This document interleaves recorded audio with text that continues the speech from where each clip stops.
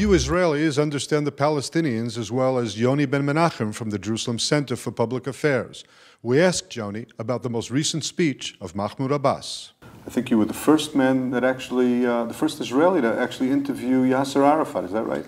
Yes, this was in 1993, before the Oslo Accords. I interviewed him. I was a special envoy of the IBA, Israeli Broadcasting Authority, and I interviewed him, and I also met in Tunis Mahmoud Abbas, Abu Mazen, who was running the Oslo Accords behind the scenes. And I must tell you that even then, at that time, I felt that Mahmoud Abbas, Abu Mazen, was more extreme than Yasser Arafat. Even then, back in ideologically, back in 1993. So I'm not surprised when I see what is happening now. This speech that he made to Fatah, it included words that came out of his mouth that could only be described as anti-Semitic, no?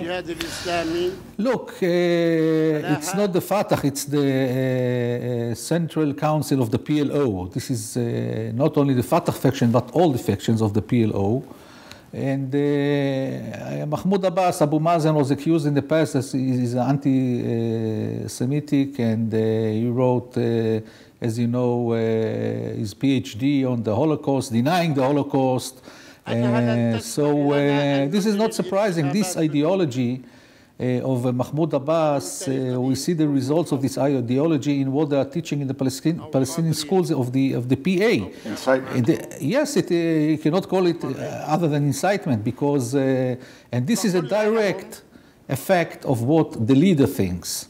So it goes from the leadership down to the schools and down to the education of the children, and we should not be surprised because of the next young generation of the Palestinians is very extreme, and they're living in their own world when they are sure that all of Palestine is there. You know, they don't even think that the Jews or the Zionists have any holdings here in Israel, in the land of Israel, and they think it all belongs to the Palestinians. So when he's delivering a speech in this Central Council of the PLO, and people last night, most of the people in the territories, in the West Bank, in Gaza, were sitting near the television sets to see what kind of message he's going to deliver. They expected him to come up and say what he's going to do about Trump declaration about Jerusalem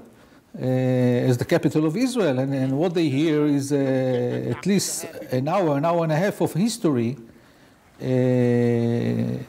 that he twisted completely.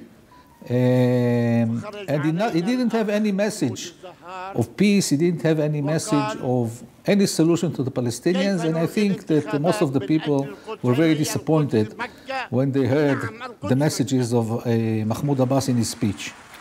Yoni Ben Menachem, thanks so much for being with us at World Israel News. Thank you.